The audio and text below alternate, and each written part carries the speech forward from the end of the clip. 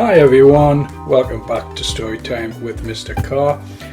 It's been a lovely day outside today, so I hope you've all kept really safe and really sensible and socially distanced yourself from other people. Thanks for all the messages, thanks for all the hard work you're doing at home. As you can see, I'm in a different part of the school today. I don't know if you can guess where I am. Message me at Mr. C. Broadwood. Okay, without further ado, let's get on with part 4 of Michael Morpurgo's fantastic Friend of Four. The last leg of their journey was bumpy, noisy, smelly and drafty. But for David and Tucky, it was the only enjoyable part of a long day. Now they were no longer going away, they were arriving. Every jolting minute was bringing them closer to a new home. They sat forward in their seat, anxious for the first glimpse of the cottage, and then the thin beam of the headlights caught the glint of black windows ahead, and the car bumped off the road down a rough track and stopped. Mr. Reynolds clicked open the latch of the front door and had to bend his head as he went in. It was a long, low kitchen with a stove at one end and an oil lamp burning low on the table. It smelt of cooking and oil fumes. Mr. Reynolds picked up the lamp and led them up a narrow, winding stairway. "I told you you'd have to be in together," he said, turning up the lamp. Shadows lengthened and shadows lightened, and the room grew bigger. "But there's good and everything. You'll be warmer this way. The wash basin's on the chest, and there's a lavatory just outside the back door, through the kitchen. Don't forget to turn out the light before you go to sleep, will you?" He ruffled Tucky's hair and smiled broadly. "You'll be all right then, me dears." Mr. Reynolds?" David corrected himself quickly. "You said you were married. Where's—" "In bed, me dear. Anne's in bed. We get up with the lights here and try to go to bed when it's dark. Same way as the animals. You'll be seeing her in the morning." He turned to go.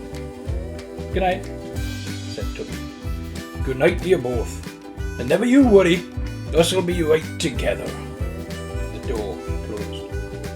David tried the water in the wash bowl with the tip of his finger, but that was all the washing he did. Tucky didn't even bother to do that. He had his pyjamas on in a flash and was in bed before David had started to undress. Once in bed, the two of them lay staring up at the bumpy ceiling. "Wonder what's happening to the others," said David. "Suppose we'll be like brothers, you and me. Kind of, anyway." "Something like," David muttered, wishing he'd kept his socks on like Tucky. "I like that, Mr. Reynolds," said Tucky, and he pulled the quilt up tighter to his chin to shut out the cold air. "I wonder what she's like. Mrs. Reynolds. Anne, he called her, didn't he?" "Be all right if she's anything like him," Tucky said. "What? Beard and all? Get off! Didn't mean that," Tucky giggled. "Turn the lamp down like he said. Yeah, listen. You can't hear anything. And you can't see anything. Can you hear anything, Davy? Davy? David?" David was asleep. And before he had time to worry about it, so was Tucky. In the morning it was the smell that woke them, and they dressed as if the house was on fire. They opened the kitchen door quietly. There was the sizzle and smell of frying eggs and the thick, gluey bubble of simmering porridge. Mrs. Reynolds was bent over the kitchen stove with her back to them. She was small and slim, and the dark hair was done up in a bun. The boys waited for her to turn and see them, neither of them wanting to make the first move. They stood transfixed by the smell until Mrs. Reynolds turned with the saucepan of porridge in her hand. "Morning, missus. I'm David and he's Tucky." David came further into the room. Mrs. Reynolds' eyes widened in shock, and they saw the porridge saucepan jolt in her hand. She looked from one to the other, and then put the saucepan down slowly. "You frightened me for a moment. I thought you would be still in bed. I was going to call you when Jerry came in." There was something different about her voice, and David noticed it immediately. Yesterday, he had become used to the sing-song burr of the villagers, but that was difficult enough to understand at times. And they did have some funny ways of putting things, but this was the halting accent of a foreigner. Of course, Jerry has told me about you. He said you look like ghosts, no red in the face. And he was right too. A good hot breakfast and a day outside in the country air. That would be good for you, no? I am Anne. You must call me Anne, and you are David and Lucky.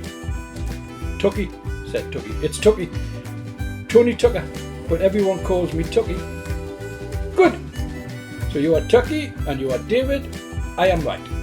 The boys nodded. Now, come and sit down at the table. Jerry will be here soon. He has to milk cows and feed the animals all before breakfast, you know. Breakfast lived up to expectations, and Anne fussed over them until they could eat no more. Just as they finished, Mr. Reynolds came in. Feel better than me, dears? There's no better cook in all England than my Anne. No doubt about that, no doubt at all. My mum's good, said Tucky. Of course she is. Mr. Reynolds was pulling off his boots by the door.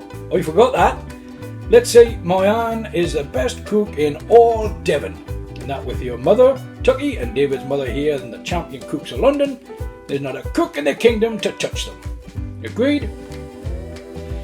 Agreed, said David, anxious to repair any offence Tucky might have caused. Tucky always said what he felt, and David was used to it by now. Anne bustled over to Mr. Reynolds now, prattling on happily in her strange accent. Everything about her was small, and next to Mr. Reynolds she seemed even smaller and more delicate than she was. There was a gentleness in her eyes that was immediately comforting to David and Tucky. And whenever she smiled, and that was often, her whole face seemed to shine. Tucky studied Mr. Reynolds as he devoured his breakfast. Can I see the baby horse? He asked suddenly. Baby horse? Baby horse? Mr. Reynolds roared with laughter. Did you hear that, boy, Anne? I told you, my dear, 'tis a foal, not a baby horse. Oh, a baby's a small one of us. Never make the mistake of thinking animals are like us. There's names for animals and names for us, so that we can tell them difference. Animals are animals. You and me, Anne and Davy here, we're people, and that's different. Baby horse or foal, Jerry, Anne said. I think Tucky wants that he should see him. So we shall, Anne, my dear, so we shall. So shall they both. But after I finish my breakfast, if you can wait that long. For David and Tucky, it was worth waiting for. All that day and the next, they saw things they had never seen before as Mr. Reynolds shepherded them around the farm. They watched him helping the foal born the night before, pulling him up on the wobbly legs. They discovered that the sheep on the steeply sloping fields were not wild after all, and the 3 milking cows, golden brown with white patches, wandered slowly towards them, did not attack. They watched Mr. Reynolds delivering the early spring lambs and helped him bring the ewes that would be lambing soon. Then there were stakes to be driven for fencing, water to be carried to the troughs in the fields, and yards to be cleared. The 2 boys went everywhere with him, and Chip, the rangy black and white sheepdog, trailed along behind them. By Sunday night, David and Tucky knew their way around the farm and felt as if they'd been there for months. They felt at home. Neither of them had given Islington or home a thought. They'd been far too busy for that. In bed that night, the boys lay in darkness, whispering. Which do you like best? Said Tucky. Can't say, David whispered back after a long pause. Wish my dad was like him, Tucky went on. I never heard him shout, not like my dad. My dad's always on at me. My father never shouted, not often anyway. David tried to picture him shouting. He couldn't. You remember your dad still? Of course I can. He was only killed a year ago. A year ago last month. Of course I can remember. Bet you hate them after what they'd done to your dad. I would. Of course I do. Everyone hates them. and David tried to imagine his father's plane crashing on the beaches as he'd done so many times before. "I think she hates them too," Tucky whispered. "Who? Anne?" "I asked her if Mr. Reynolds was going to go away and fight, and she said he wouldn't be going. He's got to work on the farm, and anyway, he fought in the last war. Wounded and all. Then she asked me about my dad, and I told her, and she asked all about you and your dad, so I told her. She went white as a sheet. Honest she did. Didn't say anything. But she hates them. I can tell." "You shouldn't have told him. That's private, that just between us," said David. "But she asked, Davy. And I had to tell her, didn't I? Couldn't lie, could I?" "School tomorrow," David muttered. "Be funny, all of us together in a different school, with different teachers. Now all the others have settled in. I know what the teachers will be like." "Can't be worse than Miss Evers," said Tucky. And he tugged the quilt farther up his side. "You keep pulling it over your side. I was frozen this morning when I woke up." And David tugged it back and buried himself further down the bed. There you go, so that's it. Tomorrow we'll find out what David and Tucky's new school in the countryside is like, and how different it is to what they used to, maybe how different it is to our school as well. You stay safe, keep washing your hands. If the sun's out tomorrow, just go in the back garden, do a bit of PE, do a bit of exercise. Contact me at Mr. C. Broadwood. We'll see you tomorrow. Good night.